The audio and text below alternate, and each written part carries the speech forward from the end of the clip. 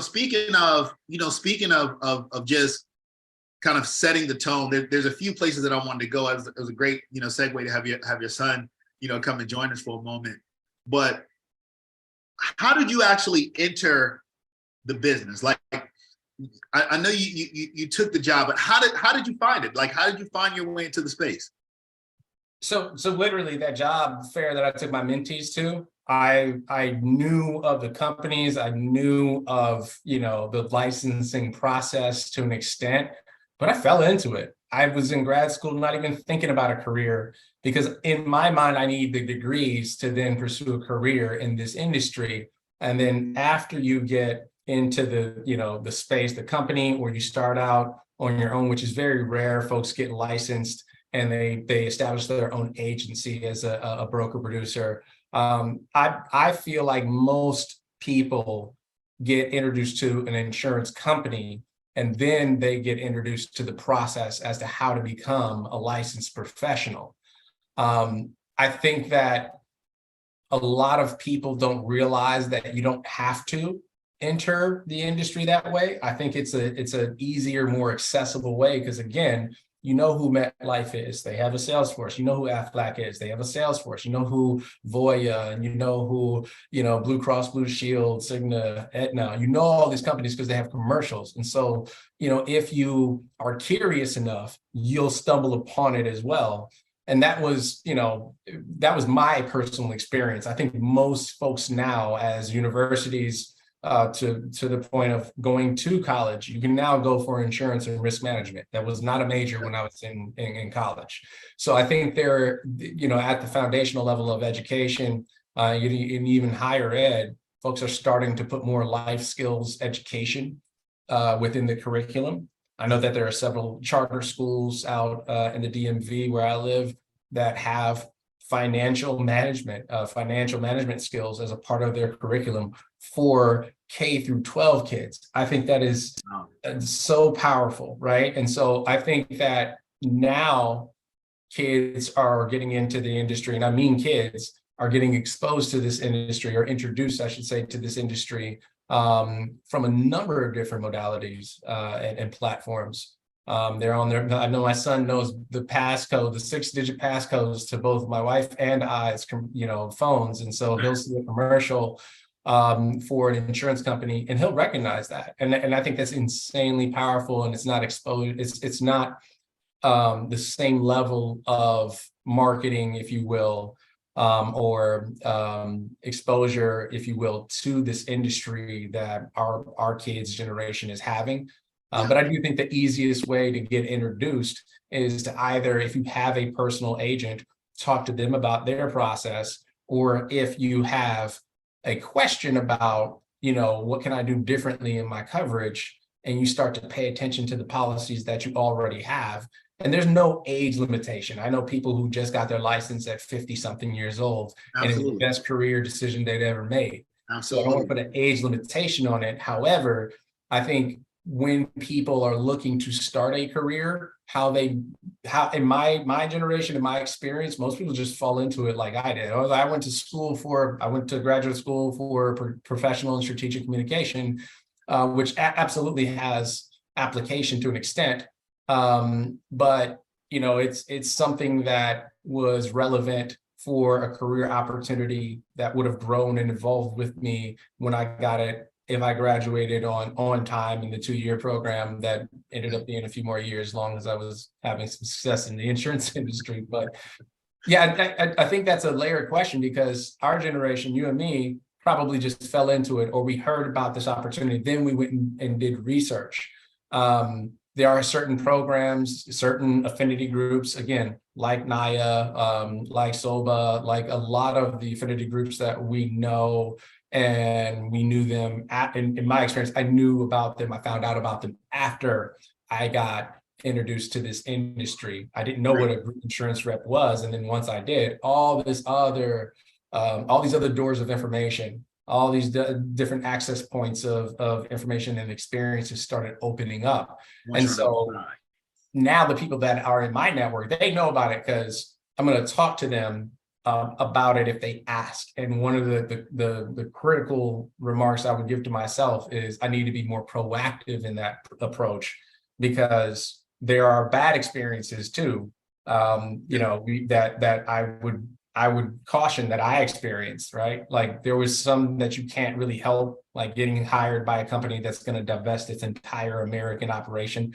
And I got that letter. That's a bad experience, but it also was an opportunity for me to grow and then take that experience and say, hey, listen, what they don't tell you is that you're an individual producer. And regardless if you get fired or not, or laid off or not, you still have that license and it's yours. It belongs to you. You own it. And that's the first step in creating wealth and developing an equity strategy for your own personal financial goals, so that you don't have to worry about providing for yourself and your family. And I think that's an underrated stressor, especially in a country that is built solely on capitalism, and the way that we do business and the way that we operate when we're not at work. It's still a capitalistic approach. So it's behoove you to have a strategy of developing wealth and mitigating risk.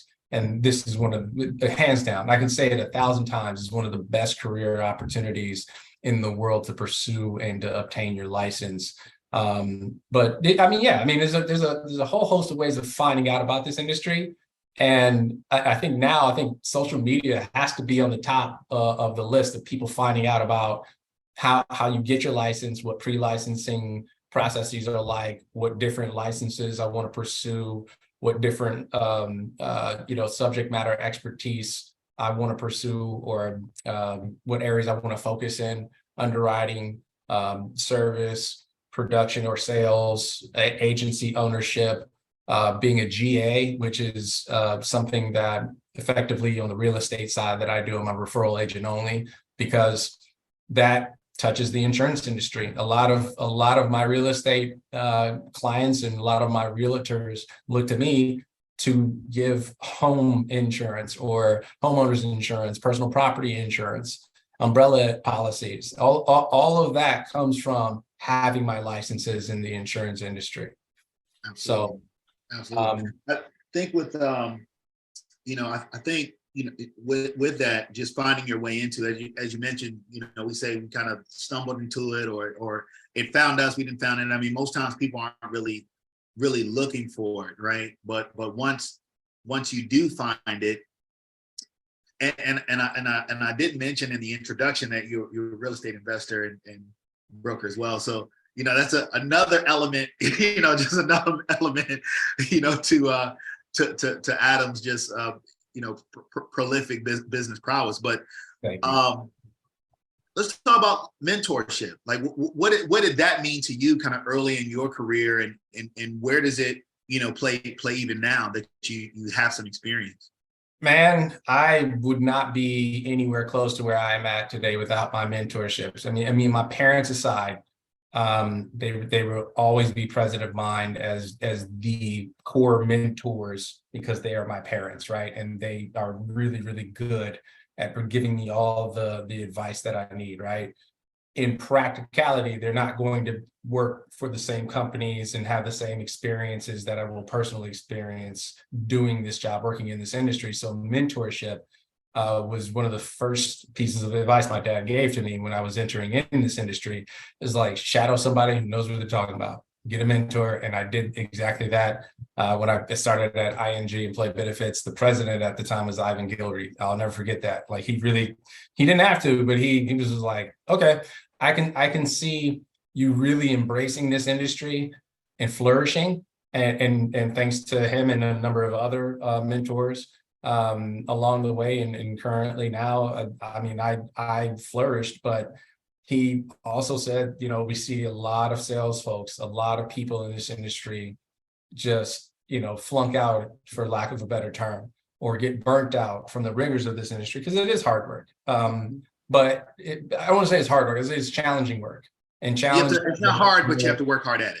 You have to work hard at the challenge of being in this industry, and hopefully you'll grow to a point where you and I are at, where we just look forward to.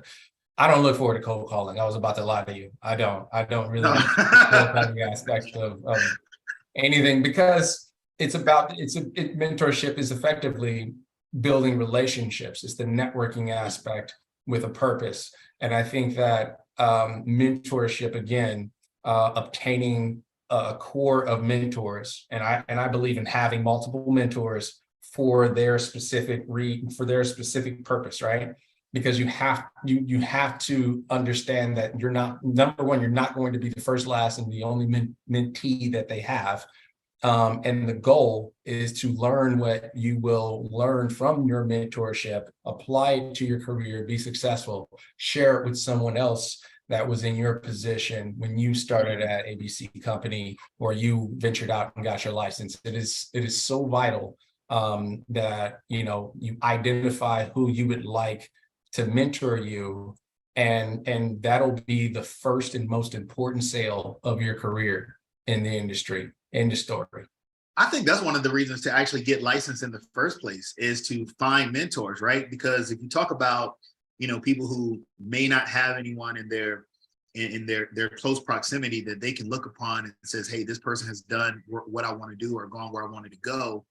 I think it's very common, right? If you find a company and you decide that you'll either appoint with that company or you join an organization, whether it be an IMO, whether it be a corporate organization, you're going to find someone in that company or in that organization that has accomplished what you want to accomplish. And 9 times out of 10, like you said, if you ask and they can tell that, you're serious about wanting some assistance, you're going to get that mentorship. So I think that this is an industry where mentorship at certain levels, definitely the level that's going to allow you to sustain, is very accessible. Right. It's very accessible. Now, I think there needs to be more of it. Sure. I think that there needs to be more on both ends, more people who are vested in offering and being available as mentors, and, more people who are actually seeking for it, because we sometimes, we find ourselves in places and where, we don't ask for help when we should, but I think, look, from a low-lying fruit perspective and being able to find some guidance and development, if you don't have, let's say you don't have parents that you can look at, you don't have, you never had that school teacher. Sometimes you have that one school teacher or that one college professor, or, or that uncle or aunt or friend, your parents knew somebody who was a successful business person, whatever it is. Right. You join this industry, you're going to find somebody. You're going to find somebody, and I want to take the statement about NAIA I mentioned earlier. When I was in Minneapolis, that was for the year-long training program that once you got placed in your field office or in your market office, which was Greenbelt, Maryland for me, and I met Mark and a number of other folks. Mark Walters is still a dear friend of mine. He's been in the industry forever. You're right. You're going to find those guys, and they might find you. They might be looking to give you, let me tell you about this industry, man. Don't worry about the stack of pre-licensing education you got to. Don't worry about the corporate ethics program that you got to do to stay employed here. We'll worry about that.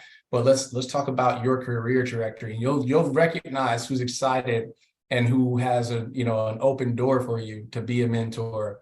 But I remember hearing about NAIA when I got to DC and meeting Amir Ali and meeting Joe and Janice Davis, and then of course meeting thousands of other folks that looked like me or were in the same industry that didn't look like me, and they were so happy to share their secrets of success. And maybe not a long-term mentorship program necessarily, and I think that's what people may think or may take away, and there's nothing wrong with that, but just a mentor for a specific area of the industry or a specific question that you can go to. You can pick up the phone anytime. I can call somebody that I haven't called in a year and will pick up right where we left off in the conversation, because they do it for 1,000 agents, right? They do it for so many people because they've been in the industry for 50 years, and that becomes part of their day-to-day, is just being a good mentor. And you will find people like that but you have to look for them as well. And you have to understand, again, the importance of having mentors that is directly tied to the success I've been blessed to have in this industry. Yes, I work hard. Yes, I put in my every effort. I've educated myself. I've done all the things that a successful producer and an agent would want to do. But I didn't do anything. I had the privilege of having the mentors that I've had throughout my career. And I try my hardest to balance the responsibilities I have as a broker and as an employee of the company I work for, and being there for my mentees as I start to develop more years and more experiences. I want to share that. Want to share that with folks who were in my position, right? Like they didn't know what they didn't know, and then they found out because they have a mentor now in me to some capacity. So I feel it's important to pay that back, not necessarily to the industry, but the folks who have absolutely no idea the ceiling that doesn't exist in this industry for them, because that's a typical reality for almost every other job. It is not once you have that license in your hand. There is no ceiling. Literally, the sky's the limit, to add some corniness to this interview, but it is a cliche for a reason, because it's true.